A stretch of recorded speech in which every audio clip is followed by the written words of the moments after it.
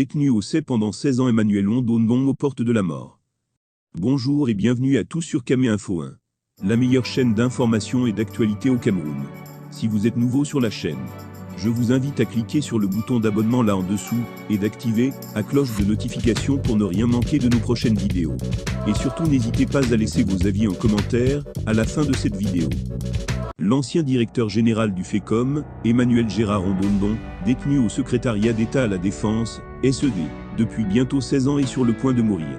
David Eboutou dans cette tribune implore la clémence du chef de l'État Paul Biya. Il y a quelques jours, au détour d'une visite à un proche parent interné à l'hôpital de la CNPS à Yaoundé, je suis tombé sur une scène qui m'a littéralement bouleversé. En effet, alors que j'arpentais le couloir du 2e étage de cet hôpital qui, au constat, est très bien entretenu, je tomberais nez à nez avec un petit groupe de gendarmes la mine serrée, qui semblait convoyer un homme en civil au milieu d'eux. Intrigué, je vais donc me mettre de côté pour leur céder le passage. Au moment où cette escorte un peu particulière arrive à mon niveau, mon regard va être dirigé vers l'homme en civil que les gendarmes convoyaient. Cet homme semblait terriblement amoché par la maladie. Il marchait à peine. On pouvait entendre sa respiration au loin. Il soupirait par de grands gémissements à chacun de ses pas, et l'on pouvait voir qu'il déployait une énergie surhumaine pour aligner quelques pas. Pris de compassion pour ce vieillard, que j'aurais pu coller dans les 80 ans, vu son physique totalement abîmé, j'en suis resté là à l'observer. Alors que mon regard restait figé sur cet homme, comme pour m'en convaincre de ce que, ce visage-là, m'était familier, bien que ses nombreuses rides m'empêchaient de me rappeler à l'instant où je le connaissais, j'en étais désormais à multiplier au fond de moi, une série de questions. Mais pourquoi ce vieil homme, terriblement éprouvé par la maladie, se faisait-il escorter par des gendarmes? Qui était-il? Il ne faudra pas longtemps pour que mes questions commencent à avoir un début de réponse. L'un des gendarmes en escorte va s'arrêter à quelques mètres de moi pour interroger une infirmière de passage en ces termes. « Bonjour madame, nous cherchons le bureau du médecin X. Il a rendez-vous avec monsieur Ondondong qui vient du C. » Voilà donc que tout s'était illuminé dans mon esprit. Il s'agissait bien de lui, l'ancien directeur général du FECOM, Emmanuel Gérard Ondondong, détenu au secrétariat d'État à la Défense, SED, depuis bientôt 16 ans. L'homme avait perdu de son éclat d'antan. Il me semblait si affaibli par ce quart de siècle de prison.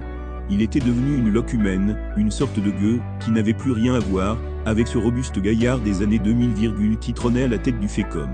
Témoin de cette scène pathétique, j'en étais frappé d'une grande compassion. J'en étais au bord des larmes. Cette image du professeur Gervais Mendoza à l'épilogue de sa vie m'est apparue à l'esprit.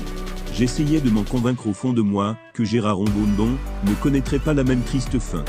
Je me suis senti si impuissant face à cet octogénaire pris dans l'étau de l'opération Épervier.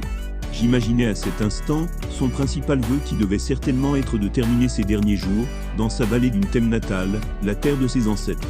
À cet instant, j'avais oublié ce pourquoi la justice camerounaise lui avait collé comme 150 ans de prison. Il me reviendra uniquement en tête ses nombreuses actions d'éclat dédiées à l'accompagnement des œuvres sociales de la première dame du Cameroun. Je me suis alors plongé dans les souvenirs des années 2000, où il était rare de ne pas voir son nom faisant la grande une d'un journal de la place, en rapport avec sa grande générosité.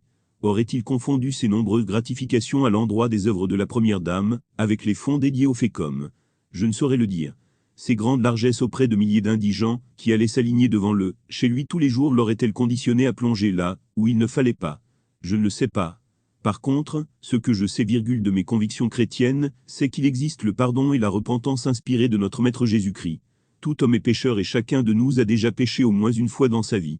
C'est fort de ce postulat que notre Maître Jésus-Christ va s'adresser à cette foule surexcitée et hypocrite, qui appelait à lapider cette pauvre dame en ces termes. « Que celui d'entre vous qui n'a jamais péché lui jette la première pierre. » La suite de l'histoire est connue.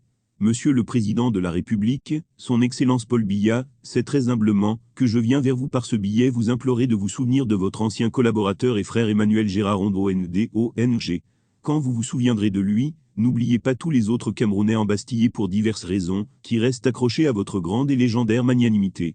Que Dieu vous... Là, nous sommes au terme de la vidéo. Surtout n'oubliez pas de vous abonner et de cliquer sur la cloche de notification pour recevoir le top des informations et actualités au Cameroun.